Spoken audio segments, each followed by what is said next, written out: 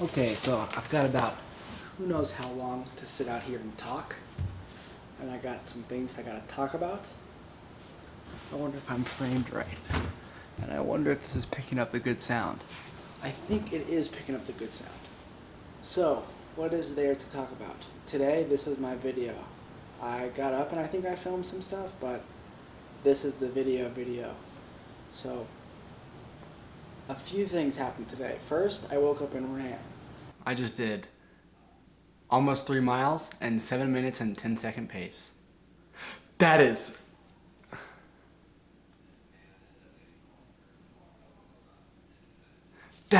awesome.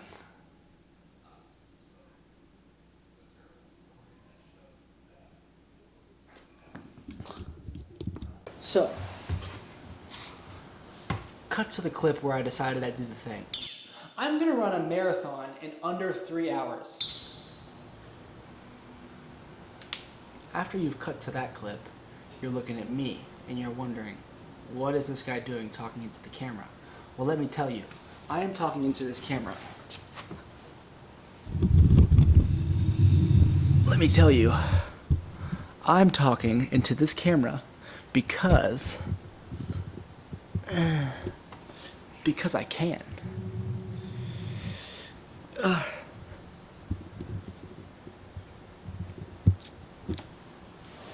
I'm talking into this camera because I can. And because I can mean a lot of different things to a lot of different people. But I'm going to tell you what it means for me to be talking into this camera because I can. So because I can, to me, means, see, I'm just talking in circles. I say one thing and I repeat it time and time again. That's me being nervous to talk into a camera. Isn't it funny that one of the reasons that I might be doing this is to become less nervous, but it's not even a real person and it's a camera? And anyway, so talking into the camera, I do to keep a log of my life. I think my life's interesting. Yeah. And this camera is a way to document it. It's the best way to document it. I mean, you could describe someone to someone, but then imagine what happens when you show them a picture. It's like, dang, they can see it themselves. And then swap that picture out for a bunch of pictures strung along that create a movie. Movies are amazing. It's honestly fantastic technology, and it makes me, it's sort of the kind of thing where you think, why wouldn't I film this? So I'm filming it. Filming me sitting in this chair right now, and I've got to tell a story. That's what I want to talk about. Stories are the most important things. Like, you could have horrible camera gear, and you could have garbage cinematography, but at the end of the day, if your story's good, people are going to watch. And that brings up the question, do I want people to watch? That's not so simple as a yes or a no. As of right now, I think it's pretty cool that these videos get like 0 to 5 views. I like it that way because it means no one's watching, and I don't think my stuff has story. Once it has a story and it's getting 0 to 5 views, I'll be like, come on, there's no story here. But what does story mean? I think it can mean lots of different things, but to me, I am the story. So when you get this, making a movie, it's about story, but it's also about how, like, you have to find an audience that wants to hear your story, and then you have to tell the story in a good, creative way. If you can't tell the story in a compelling way, then it doesn't matter if it's good or not, because people aren't going to want to watch. So I think I know what the story is, and that's just as a general idea, me. I'm the story, my life. It's a day by day. Each episode is one day out of my life, however many days. What's the number of days somebody lives, I wonder? I wonder about how old I'm going to be when I have my 10,000th day. Anyway, story's my life. How to tell that story. You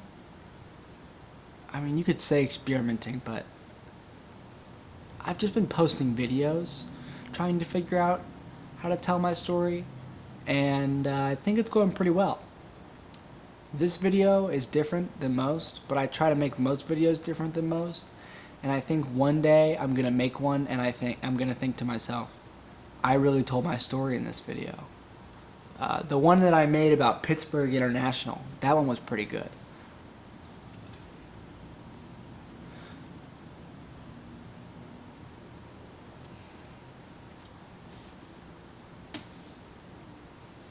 Autofocus. So, now that I've talked about that, all I could talk about what I cut to earlier. No, I already talked about that. So once you talk about something, it's like, this helps me be chronological. Because obviously I film chronologically. I'm not a time traveler. Because the filming happens chronologically, I edit chronologically. Very rarely do I put one clip in front of one clip that was filmed before said clip. Because I know I'm going to be editing this later, I'm not going to revisit a topic that I've already spoken about, i.e. running a marathon in sub 3 hours. Oh, I just did it. Because then it becomes repetitive and I can't fix that kind of thing in editing unless I cut it out. And if you cut something out in editing, like for example, if I film X and I go to edit and I decide that X does not have a place in the final movie, then that begs the question, why did I film X in the first place? So the mission here is to try to get to a place where when I turn the camera on and I press record, I know what I'm filming has an 80-90% chance of making the final cut. I'm never going to get perfect, but there are some days where I film so much and then I sit down and I'm like, this is boring, this is boring. Speaking of filming, I don't think the shots where my camera is attached to my body or attached to a city bike in New York or attached to something moving are good. I think they have their place, but I use them a lot. And I think it's better when the camera is still, because then you get like that frame, and then you see like what's moving through that frame. Speaking of filming and speaking of editing, cutting is an art form.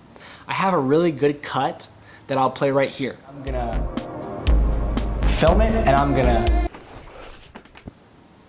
That cut is good because the camera's rolling, it's a still frame, it's me, and it's like right when you think the action's about to happen, it cuts, and because the clip is designed that way, you don't actually notice the cut happening. And cuts are jarring because you're looking at something and then it's like epilepsy. It flashes and it's gone. To have a cut that your audience doesn't notice, like if I played that clip to you and I would say, when did it, well, I mean, that's just one clip and you'd say it cut here, but like, it doesn't ruin the fluidity of the story. You see, it's all about the story, it comes back to the story. When you play that clip and when I'm like about to say something and like your ears are open, ready for me to say something and you're paying attention and it cuts, it's like you're paying attention to that new frame and it's like you didn't, like say I was talking about something boring and then I finished my boring speech and I was like, I'm finished with my boring speech, and then it cut. You might look back and be like, well, I thought he was having a boring speech, because like you might have been looking over here because the speech was so boring, and then you look back and it's something new and then you're lost. And like I've been telling the story, like nothing's worse than the story that an old relative is telling you at some get-together and you're just falling asleep because it's just one of the worst things you've ever heard. That's the same with these movies. I'm telling you a story, and especially in today's day and age with short-form content, people have short attention spans and they need to see something that they're interested in, and they need to see it in a way that interests them. So I'm super interested in boats, trains, the subway, cars, motorcycles, you know, that kind of stuff. Big cranes, architecture, infrastructure. Oh man, the highway system. Talk about it all day long. But if I'm on YouTube and I see like, I don't see this because YouTube knows what to recommend me, but if it's like a 2-hour long clip of a highway of just cars passing, I'm not gonna watch that. But if it's like a hype edit where like there's epic music and like it cuts at the beats and all that, and it's like these sick shots of this highway, oh, you can bet your bottom I'm watching that. So that's cuts, that's movie making. I briefly discussed why I want to make these movies. Who am I? I don't think I need to talk about that. What I could mention briefly is the 2 rules I have for these movies. So one of the rules, it's really just 2 rules. I in one of my earlier videos I wrote out 4, but I can only remember 2 of them, so that just kind of goes to show you that only 2 matter. One of them is that only I am in these videos. I've mentioned many times that Casey Neistat, and then right here, Jack, note to editing, I'll cut to all the times that I've said his name in my previous videos. It's Casey Neistat. I love that guy. He's awesome. Casey Neistat.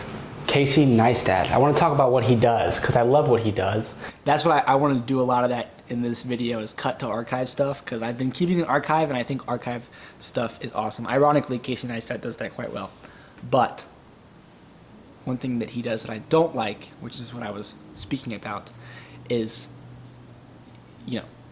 films every aspect to his life to an extent that, I know his whole family, I know his friends, I know his coworkers, and while I'm not opposed to letting the public see that kind of thing, all those people, all his son, his wife, his 2 daughters, his mailman, his coworkers, his friends, each of those people is their own human being.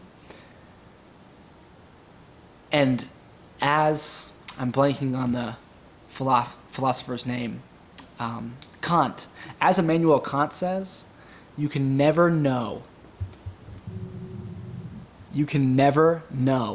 what someone else is thinking. And because you can never know what someone else is thinking, you have to be considerate. You have to be empathetic, and you have to be aware that not everyone thinks like you, and everyone is their own person. So when it comes to including anyone in my life in any one of these videos, the simple answer is no.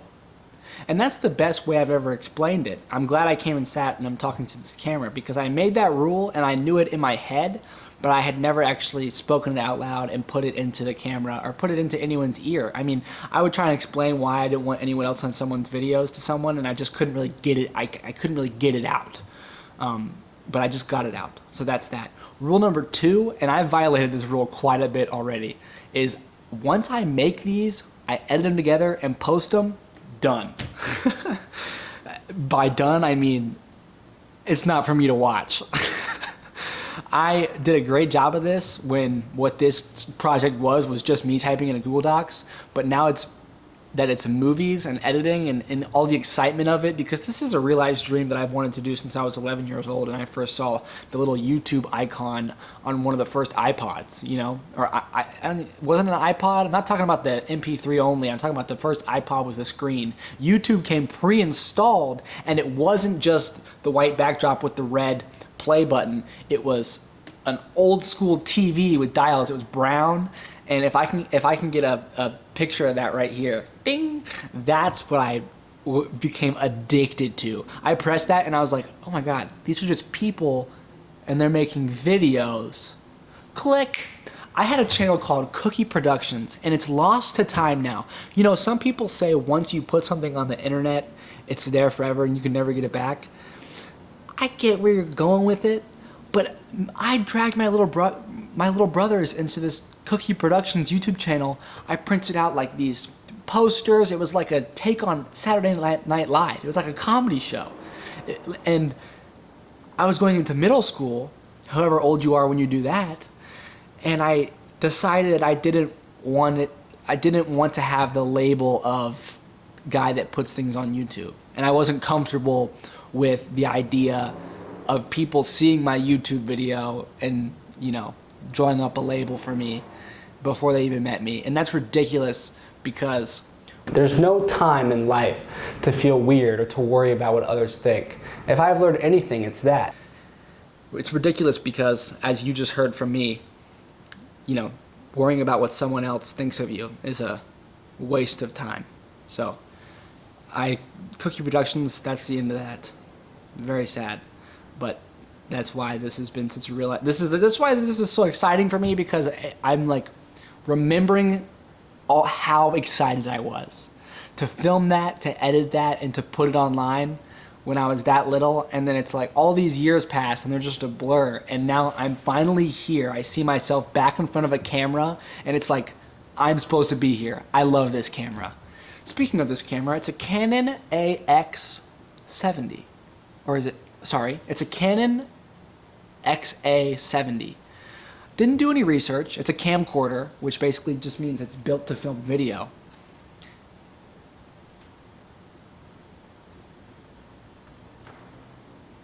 And that's what I'm shooting. Not pictures, video. I got a camera before this because I thought it would work. It was just, I went into Best Buy and got the first camera. It was like an EOS. Camera guys don't say EOS. I think it's like R100, Canon R100. And that one, it films video, but it's like it's not built to film hours of video. This thing, there's not even a picture button on it. And it has this cool shutter. Pretty cool. And I love it. It's been filming most of my stuff. The shutter did get a bit damaged in my trip to New York. I got a carrying case for it, but I didn't do enough research or thinking, I guess. Because it's like a sling bag and it's a little bit too big for this camera. Now that I have more gear, I could probably use it to fit more gear, but I've never worn a sling bag. It's a big rectangle and it's got great padding, but I've since gotten myself a backpack that has great padding too, and this fits in that backpack fantastically. I'm gonna practice some good cuts right now. But you have to be, that's kind of synthetic, because the good cuts have to just come from like my speech and me talking. So practicing good cuts, I can't really like fake what I'm saying, who I am. I could briefly mention, this would require some archive stuff. But that's fine. So on the theme of these videos, me posting myself online, I once had a Snapchat story. And what I did was, it was a private story and the people that I would hang out with and the friends that I had, Snapchat was a cornerstone of those people, that community, and that environment.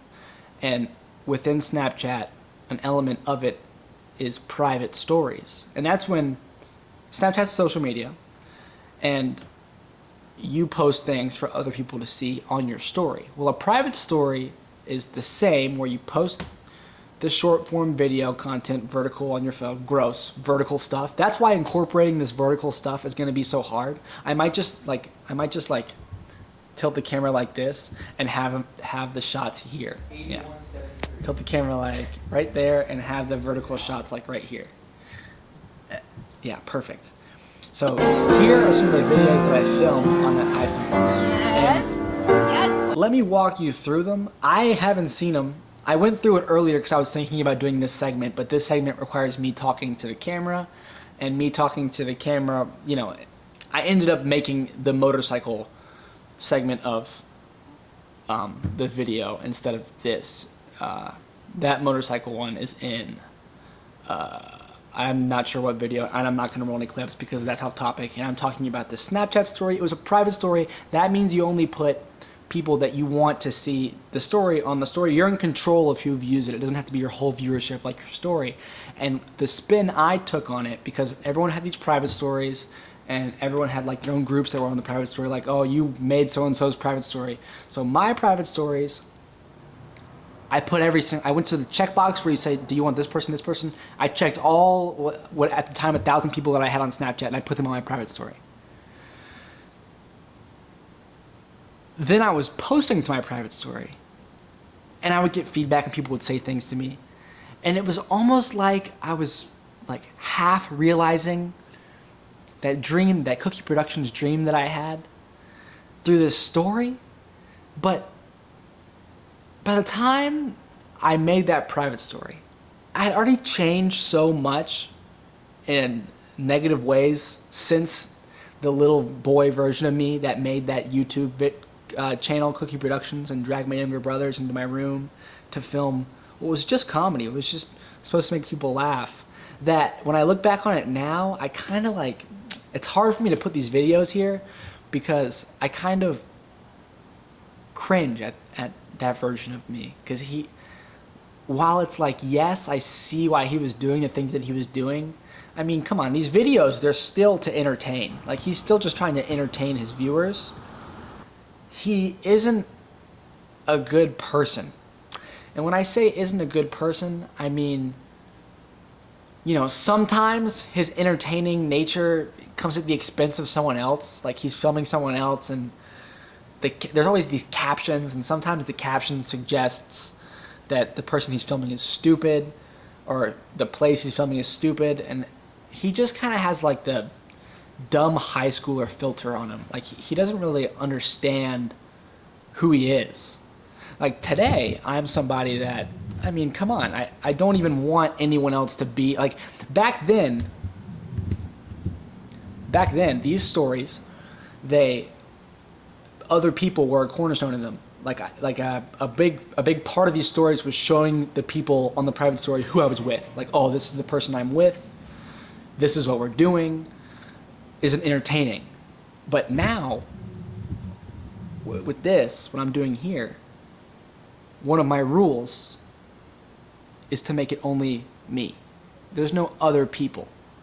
Because other people, something I must not have been aware of at the time, are people just like me. And they have thoughts, they have wants, they have desires, loves, hates, and complexities that I could never understand. So for me to make a decision for them and encase them in one of my creations, my video logs, my movies, is almost as if I'm looking them right in the eye and saying, I dismiss you, and I don't see you as important. I don't see you as someone I should worry about. I don't see you as a person. And that's not who I am. That's not what I'm about. Here's some more clips from that private story if I didn't give myself enough time to show them. That one's funny. That one's funny. That one's funny. Not funny. Cringe. This makes me cringe, but it's okay. What else is there to say? I think I just spent enough time talking to the camera, so I'm gonna end it here. Tomorrow's video, I hope is better. I hope I put more effort into it. I wonder how my run will go. I ate like crap today, woke up late. Oh, I'm going to Charlotte tomorrow. So tomorrow's video should be good because I love Charlotte and I have a drone now. Crazy. So I'm gonna edit this, and that's that. Don't forget, Future Jack, don't watch your videos after you make them. You watch them as you make them, but you never play one of your videos in its entirety ever. All right. That has been the day. If you watched, don't know who you are, thanks for watching. I hope that you enjoyed it. Good night. I wonder how this is going to be to edit. Okay, actually, I have to confess, I'm just talking into the mic right now because I know I'm being recorded. So. Hello, future students. I can't wait to become a teacher. All right, that's it.